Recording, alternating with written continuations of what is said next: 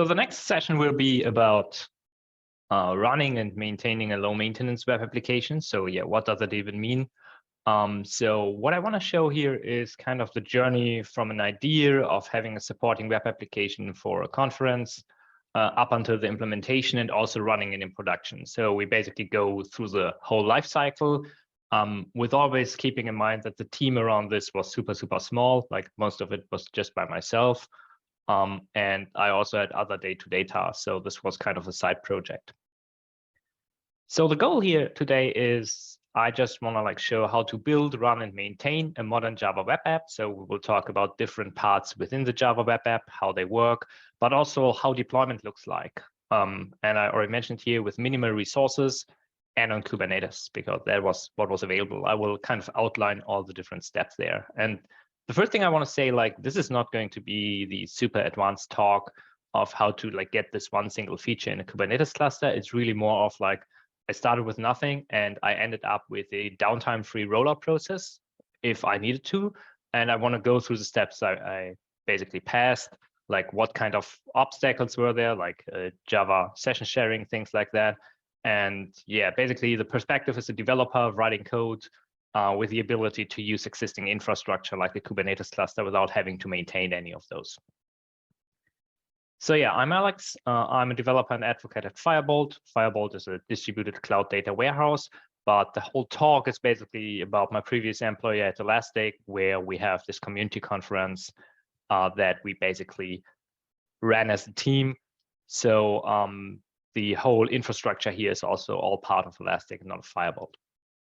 I'm a huge platform as a service fan. I'm always a fan if I have a piece of application that I have to do the most minimal work to get it up and running. I like infrastructure as a code. I'm a Java developer by trade, and I'm kind of a Kubernetes skeptic. I think the primitives are amazing. You have everything you need to run complex services or small stateless services, but the level of abstraction for developers is a big question mark for me. And we will talk about that a little bit more at the end, what I mean with that. And of course, I'm a software engineer, and the first rule for me is always, if I don't have time to maintain things, I shouldn't write code in the first place. So whatever you do, do it with a minimum of work so that you're able to maintain it and it doesn't morph into a full-time job. So the Elastic Community Conference is basically organized by the Elastic community team, small team within the company. It's virtual, it's around the clock, so it's not 6, 7, 8 hours. It's really trying to fill a full day in different languages, so it gets accommodated to the different time zones. And there are basically no talks from the Elastic team members. It's really just all from the community. And in 2021, this was already done. It was successful with kind of different infrastructures. And this is also something you see at many different conferences. We will cover this in a second. And for 2022, one of the changes was a question from management, can we use Elastic Cloud, the existing software as a service offer, to also drive registration? So can we use that login part to register for the conference? And so I took a look at that, and this was a SAML-based authentication workflow, which basically means you have to implement this on the server or client side, depending on how you write your apps. And that led to a first discussion, right? And the first discussion is always build versus buy. When you run a conference, there's many different parts you have to take care of, right? Like in this example here, JCON, we have Zoom for live streaming. You have this registration part. You have the schedule part on sched.com that is also integrated into the own website. So there are always several pieces, and it's really expensive if you want to get everything in one place. There are solutions for that, but they are starting at 6 digits usually. So they are really expensive. And that was just something that we didn't want to do. So the decision was easy. Also, the authentication workflow is really hard to get, like SAML into external products. So again, that was an easy decision. Then, of course, I'm a huge platform as a service fan. Think Heroku, Fly, whatever, and less of a Kubernetes fan because it just required more manual setup steps. But Kubernetes was already running within the company, so there was no approval process required. You could just deploy applications, and that's about it pretty much. So that had helped us pretty much to get up to speed. And the next question is always data store. Working at Elastic, one of the good things is that you have access to Elasticsearch clusters very easily. And again, you would need some more time to set up a SQL database. And for something like this, you can pretty much use both. And there's also an API involved. We'll see this in a second. And at this point, we decided, okay, like with all the requirements, with all the infrastructure that is already in place that we don't have to take care of, we can basically do this and create our own web application to show the schedule, cater for registrations, share the live stream, these kind of things.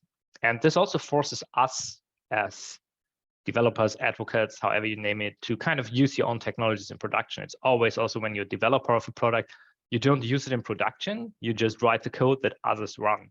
And this is like always tricky from my perspective. You don't see the rough edges around everything when you don't use the product yourself.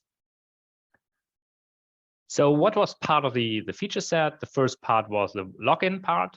And this is an advantage and disadvantages. You also know this from things like GitHub. You get redirected to GitHub when you do an OAuth workflow, and then you get redirected to the original site, which is nice because you don't have to deal with passwords and things like that. But it also kind of breaks your flow, right? You get redirected to another website. It has a different UI. You can't be sure you're getting redirected back. So this means that like things change a little. If you would just offer a username and password field, it would probably be different.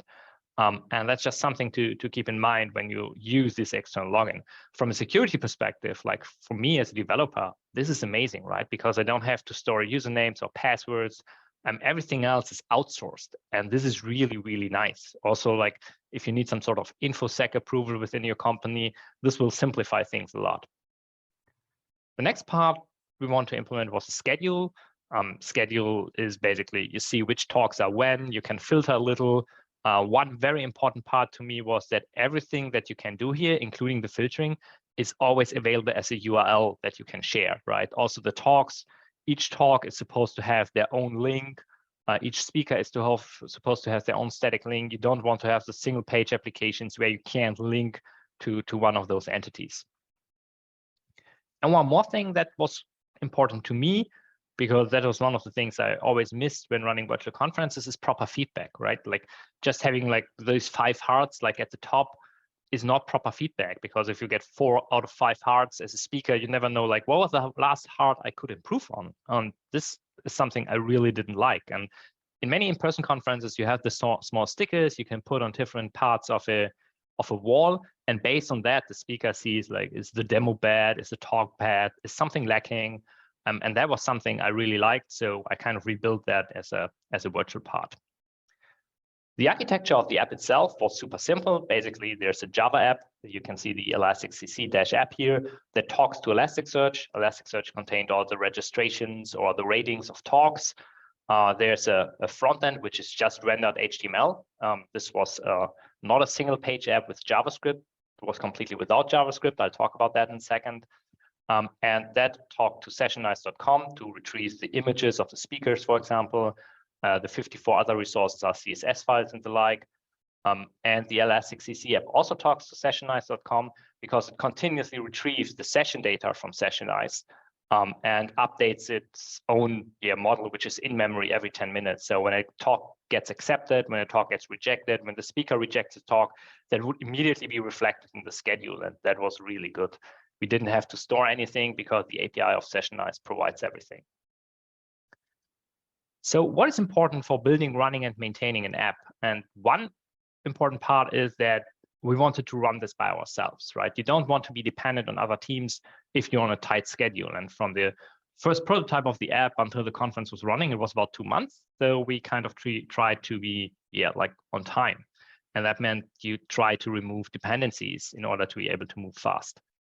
The other important part to me is always like, whenever I do something, I try to make myself completely replaceable.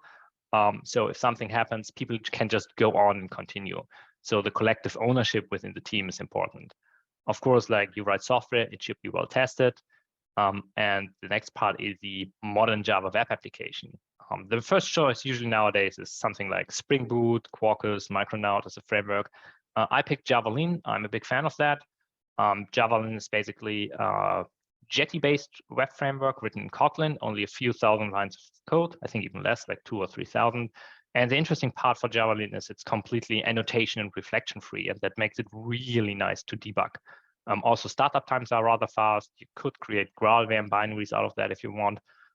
But just in general, like starting the application takes like, I think 200 milliseconds or something like that. So it was always fast enough to get up and running.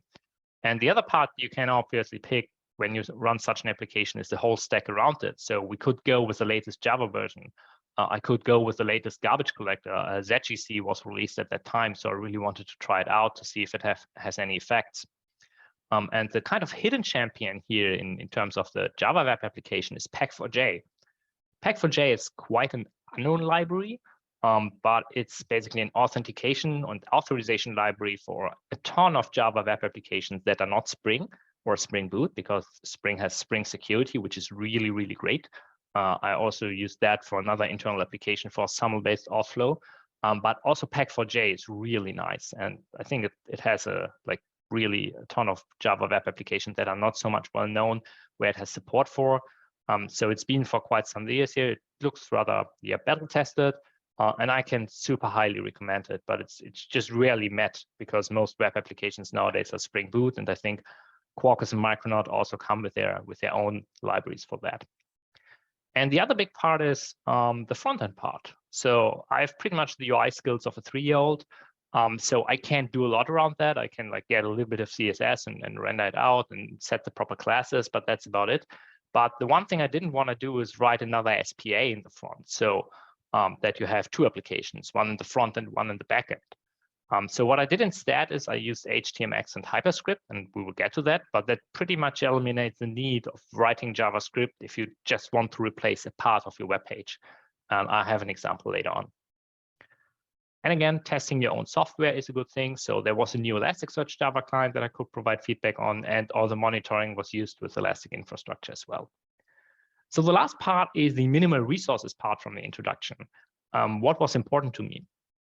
One part was small pods. I didn't want to waste a lot of resources. So I think like the pod was half a gig of memory, and the Java app ran with 255, 56, or 384, something like that. So like it didn't need a lot of memory. There was not a lot of state inside of the app, and I wanted to keep it that way. The other important part is you would like to have fast rollouts, right? You don't want to have a complex CI/CD setup for an application that is rather small, because no one is working full-time on this. I already mentioned that. I really don't want to store any user accounts and passwords because I don't want to take the responsibility. I'm pretty sure I'm not the most secure programmer of the world. So I just wanted to make sure that if I don't have to deal with this, that's probably the most safe way. And this is where we did the whole authentication against Elastic Cloud. And of course, you also want not only fast rollouts, but it should also be easy, right? I want everyone within the community team to roll out. So again, in case something happened to me or I would need to be available to my daughter at some point in time, because I have to, then anyone else should be able to do a rollout. The last part was running in Kubernetes. Again, I would probably have done it differently because I'm a huge platform as a service fan, but we have to, like at Elastic was a huge Kubernetes cluster that everyone could pretty much use. So just reusing those resources made a lot of sense. And the rollout was pretty much Docker build, Docker push to our registry and run kubectl restart. And that's about it. So the rollout process with Kubernetes was really easy. Took maybe a little more to get there. But again, nothing of a big deal that was super complex. I mean, there's a huge YAML file in the repository describing the required resources. And as you know, you probably wouldn't do that in production, that you just always pull the latest image. But in our case, it was fine because the Docker images were pulled manually. So just a quick side note on HTMX and HyperScript, because I think it's so great and everyone else should take a look at that. So again, I didn't want to go the SPA route, and HTMX, you can find it on htmx.org, allows you to make websites dynamic, but keep all the rendering on the server side. So I don't have to learn a second templating language, like, I don't know, nunchucks or whatever else is there on the JavaScript side of things. I just could keep the one I already had on the server side, and that was JTE.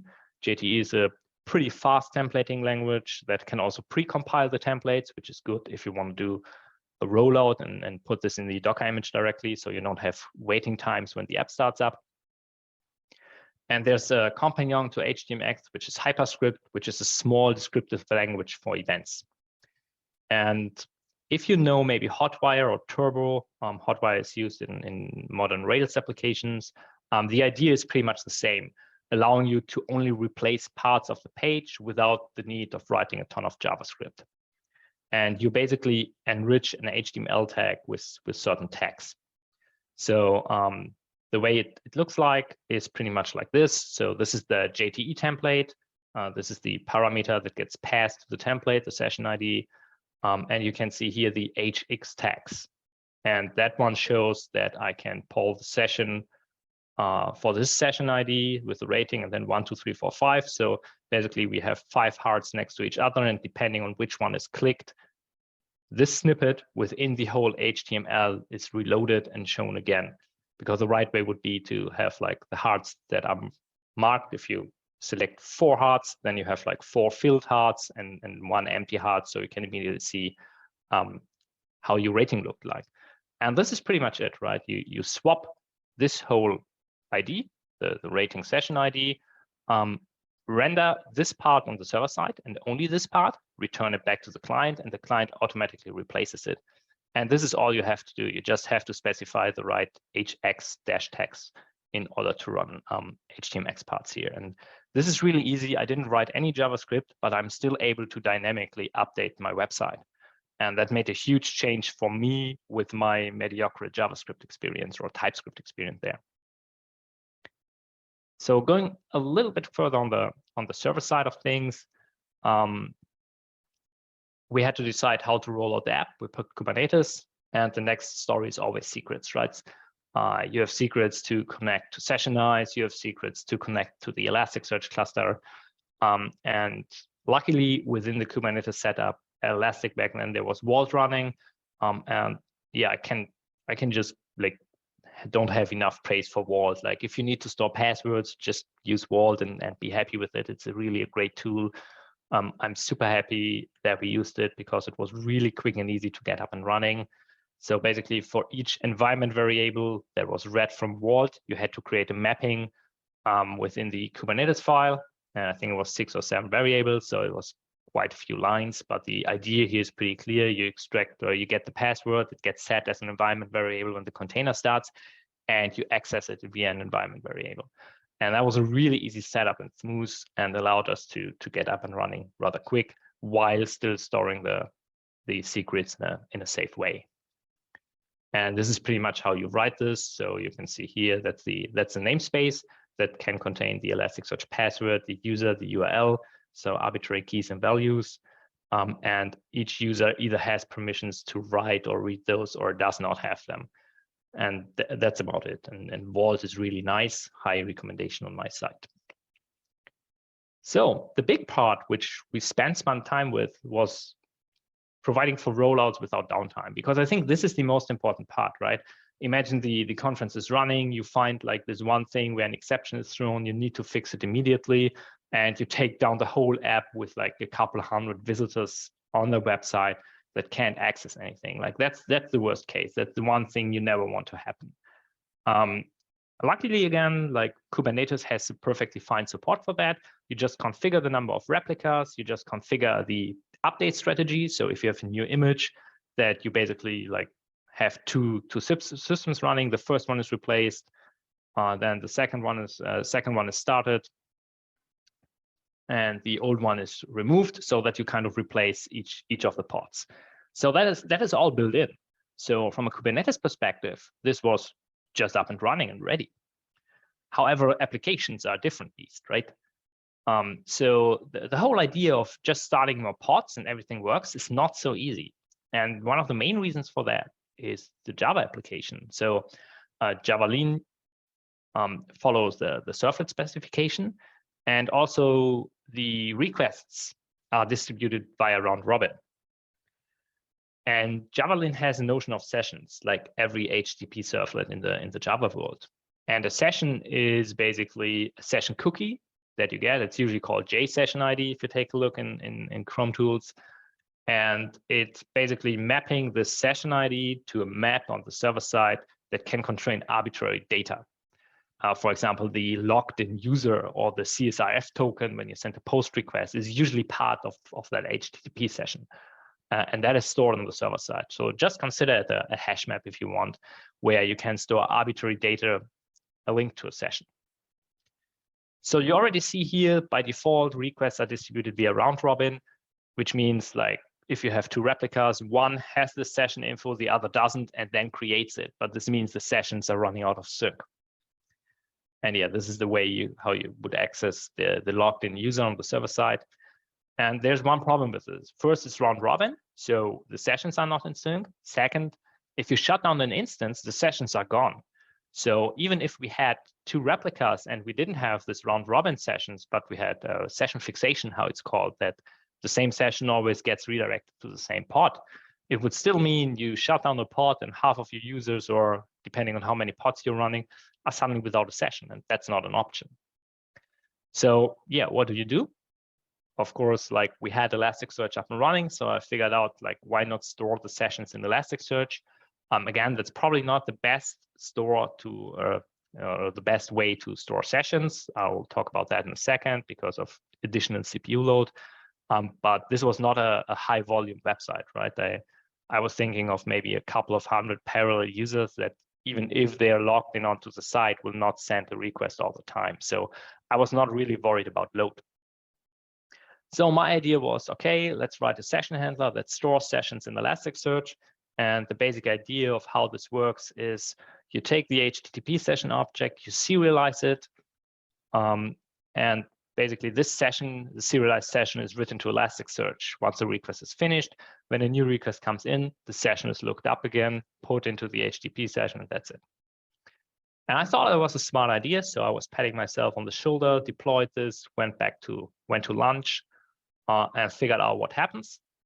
And then I came back from lunch. In 1 hour, there were 100K requests. So there were 100K sessions in the Elasticsearch index containing the sessions. And I pinged like my manager and was asking like, what's up? Did you announce anything? Like, why do we have this crazy traffic? But it was all security scanners. So every security scanner sends a request, the session gets created, the session gets persisted. The security scanner, of course, doesn't use the session. So every request that a scanner sends creates a new session. And that was obviously like not a good idea because suddenly I had 100K writes per hour for nothing, right? Like this 100K writes per hour were happening constantly to the Elasticsearch cluster. And then at some point they were expired again. So you basically just have a big index. And so you do a lot of unnecessary work, waste a lot of resources. Things might get slower. Even a 404 that tries to reach an object that doesn't exist would probably store a session. And that is just not an option. So we did a small change, like 1 or 2 lines, that when a user logs in, we set another session attribute. And only if that attribute exists, the session is actually persisted. And that resulted in a major reduction of Elasticsearch write operations, keeping the cluster faster, even though speed was not really the problem, but the responses were way faster. And that was what we were pretty much after at this stage.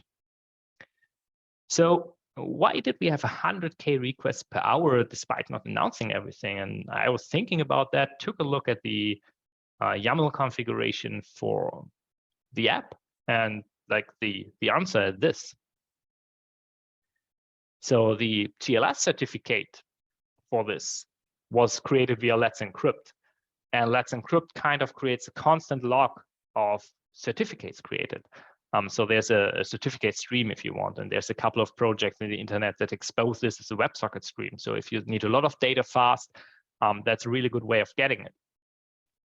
But with this, it basically means the moment you somewhere create a Let's Encrypt certificate, you will be hit with security scanners.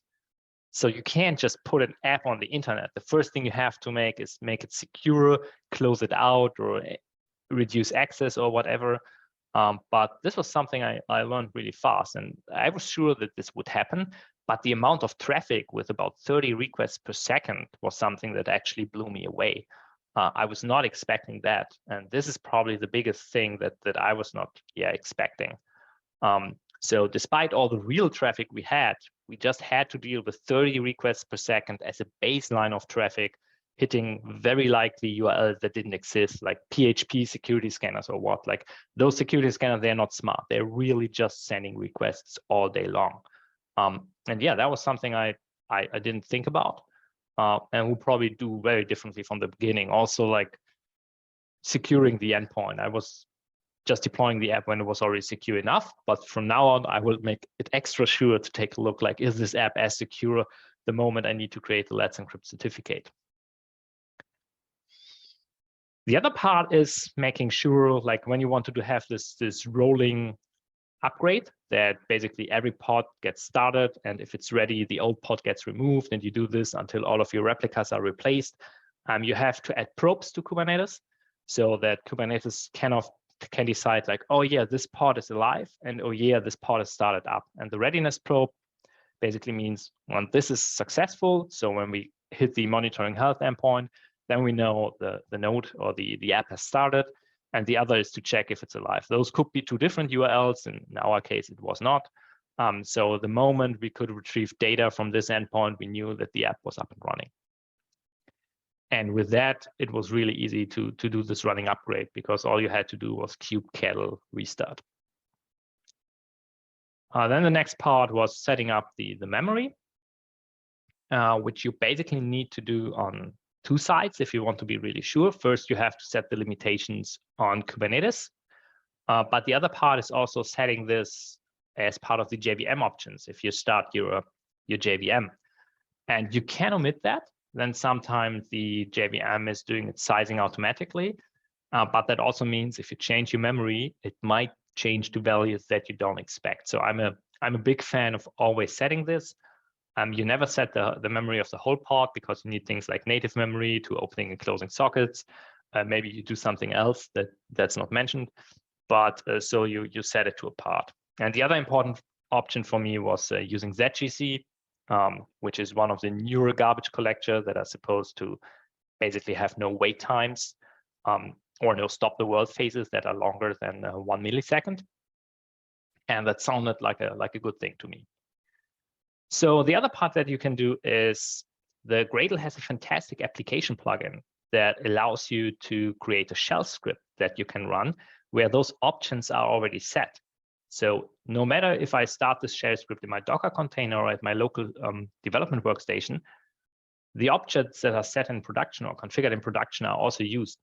And that's a great feature to have. And so the application plugin has the application Gradle plugin has a mode to create those shell scripts, and I can also highly recommend those. The next part is monitoring. Again, if you use existing infrastructure like the company internal Kubernetes cluster, you probably already have something, right? Like you get notified when a pod is not ready. You get notified when a pod is restarted.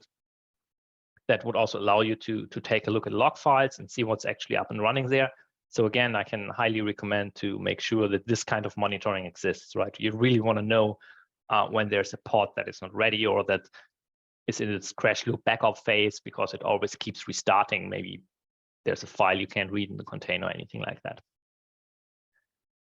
So let's talk about observability. That's the other important part, right? You want to know what's happening inside your app. You want to figure out, is it fast enough? Like, is this the part that I'm supposed to optimize? And most observability solutions, including the Elastic APM one, require bytecode instrumentation. So there's basically an agent that, when starting up, takes a look at the Java code, at the bytecode, and can change it, right? It can wrap methods, so it can collect execution times, for example. And like pretty much all of the agents are doing that. There's some things in Quarkus on Micronaut where the telemetry data is created on build time with the right annotations, so that you don't need this agent-based instrumentation. But most of the agents that are available require bytecode instrumentation. And that was one of the reasons why I didn't pick GraalVM, which probably would have been faster and the requests would be even faster. But that would also mean I lose my observability capabilities. And that was the kind of decision I took, that I really would like to have my observability capabilities to see how the app behaves in production. And yeah, we can see a couple of stats here. So those are the transaction times. Transaction is HTTP requests in this example. So most HTTP requests on the Java lean on the server side had a 95th percentile of 7 point something milliseconds, which is like far off enough.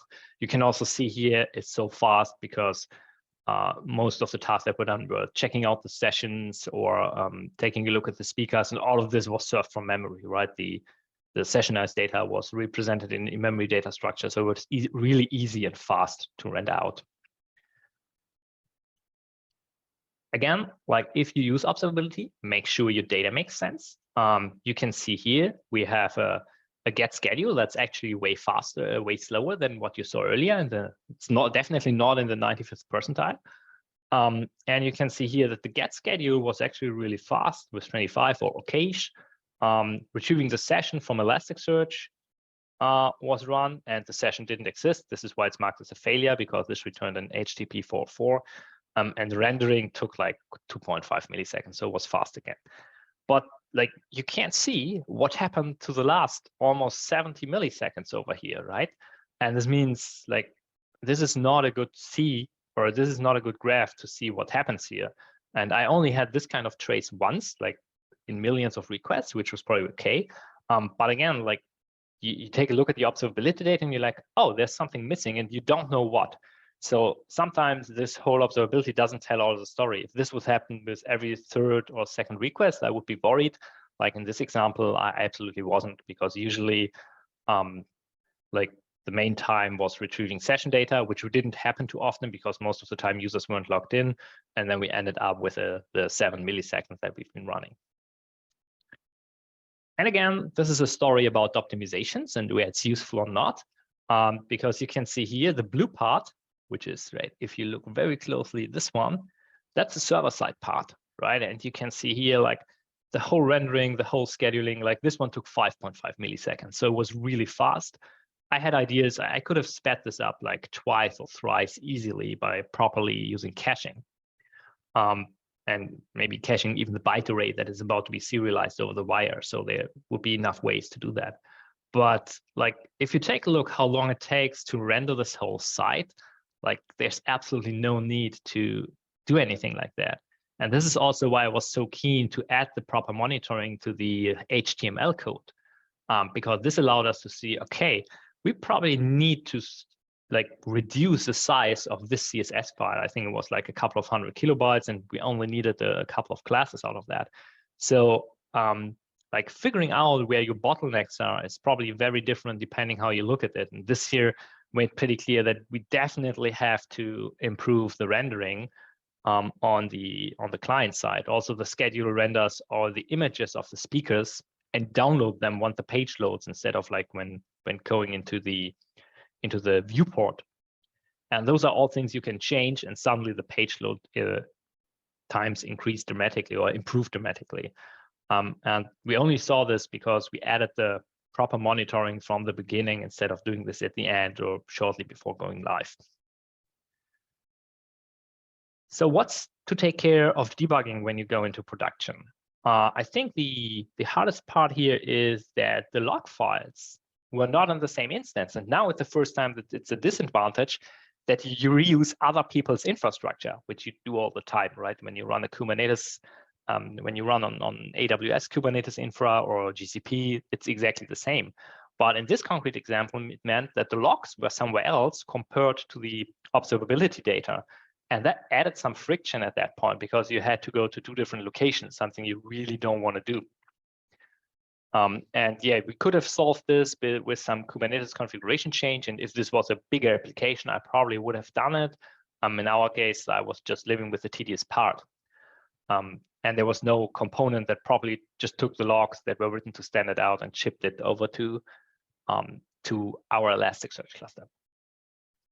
So yeah, to keep you thinking a little, like one of the things I figured is I don't look at the logs. I didn't take a single look at the log files when the application was running. And the reason for that is that the APM instrumentation logged all the exceptions. So I pretty much saw when something was going wrong. And that resulted in me not really caring for the logs. I could extract also the HTTP requests, the number of HTTP requests from the observability data. So I didn't really need the logs. I could see the distribution of the endpoints, who accessed what. So for me, in this case, I didn't have any need to actually take a look at the logs. But again, that might be super different in your use case. Yeah, one quick word about testing. Of course, like you want to have unit tests, you want to have integration tests. The integration tests in my case use test containers. I think it's one of the most fantastic libraries of the last years to improve testing. Like it's so wonderfully easy to spin up containers and just run tests against them. I don't have words for it. Like there's no way that I'm not gonna include test containers in my Java projects. It's easy as that. I'm also a huge SRJ fan because it makes very readable assertions. So you can really read them and you understand immediately what it means. And then there's a couple of more libraries. I'm a Mockito fan to, like, if I need to run this, and there's equals verifier.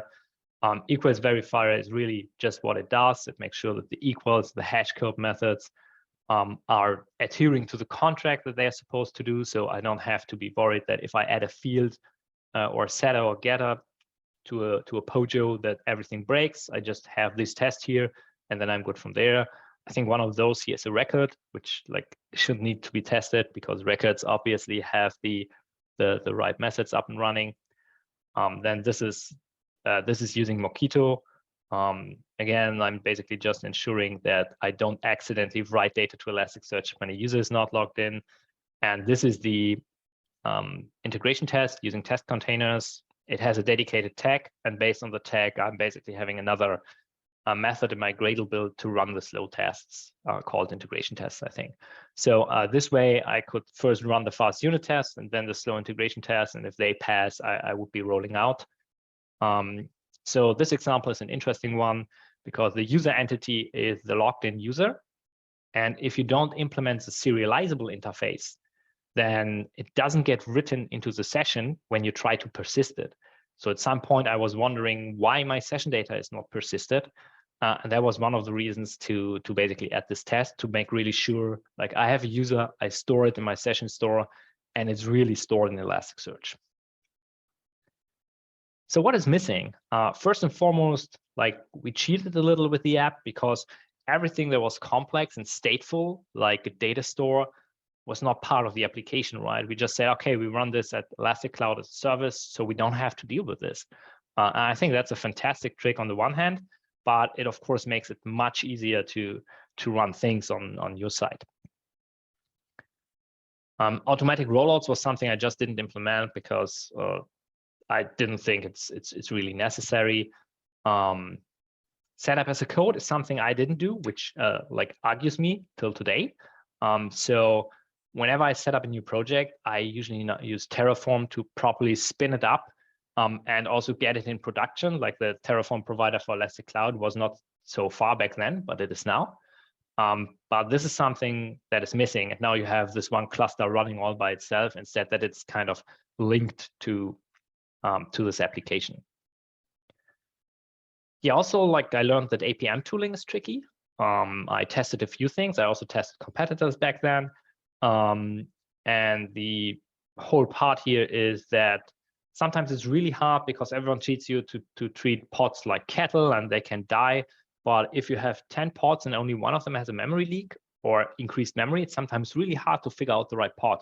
And that's just something that you need to take into account when taking a look at your APM tooling. Yeah, we had the conference day.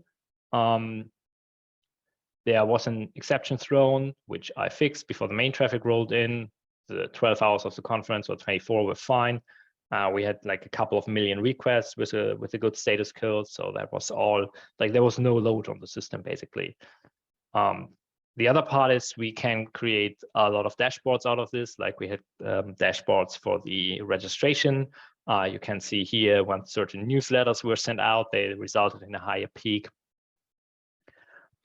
We had some dashboards to see the routes where people clicked on links, like with the UTM source and UTM medium. Again, like you could see here when the newsletters were sent out, they always have this major peak because you send out several 10K at once.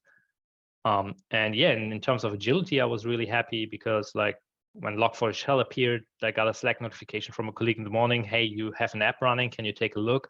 And it kind of took me 14 minutes from the Slack notification to have the fix up and running in production. And like the biggest impact was that I dropped the little one later to kindergarten. And I think this is exactly the kind of speed and agility that I expect when I run on our own infrastructure. So that was a really good thing. So yeah, my summary, would I do it again? I think like everything worked as expected. It was really good. Rollout was fast. I don't go crazy on automation. I would do the exact same again there, like not pushing a rollout. I would not store the sessions in Elasticsearch again, because you need to base64 decode and encode them when you read them to store them in a JSON field and text field. And I would probably just have a cookie-based session store where I store this data in a cookie and serialize it to the client, make sure it's encrypted or signed so it can't be tampered with. And this way, I would not store anything on the server side. Yeah, if I did it again, I would probably fix the logs part from the get-go and not try to fix it somewhere in between and then fail. I would definitely use infrastructure as a code. And we're back to the one discussion of the beginning, talking about abstraction. I still don't think that the abstractions for Kubernetes for developers are nice, right? Like the whole scaling part, think of like CPUs and memory. Like, how do I know how many CPUs I have on a Kubernetes cluster that is all virtual?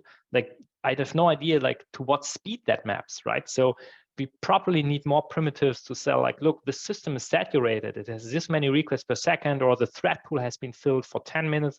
Can we get another pod? So the abstraction level is very much focused on data centers, which is good for ops people. But for dev people, I think we're still on the way of figuring out how to implement proper autoscaling. What are the ways of notifying a Kubernetes cluster that the app is like at its limit? And like it's never seen from a developer perspective. And we're getting there very slowly, but I think we're not there yet that it's easy for developers to kind of have the right levels of abstraction to run such an app, even a small web app, stress-free on Kubernetes. Okay, yeah, I think like that's it on my side. Thanks a ton for listening. I'm always interested like in what technologies you would use. Like, did you think that as anything wrong? Did I do something wrong in Kubernetes? Well, it was my first encounter with Kubernetes.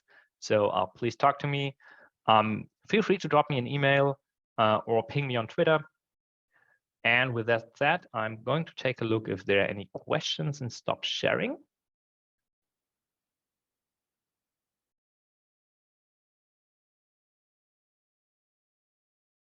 So there's one question: how can we secure inter-service communication? If inter-service is the communication between Elasticsearch and the app itself or Postgres, it obviously makes sense to like have a TLS layer between them. For Elasticsearch running on Elastic Cloud, you only can connect via TLS. Make sure that that is encrypted. You should definitely, and I would always do the exact same thing with any service, even if it runs within the same Kubernetes cluster, that all my communication is encrypted. If my service doesn't do it, I would probably wrap an S tunnel or anything around that. But the importance of encrypted communication to me is really, really high.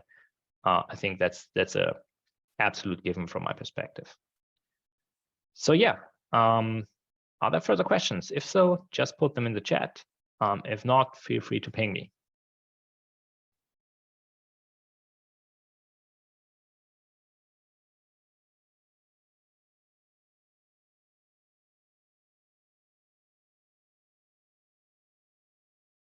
Okay, I don't see further questions. I will be in the chat a little bit. I will also share the slides later on, so you can take a look at that one as well.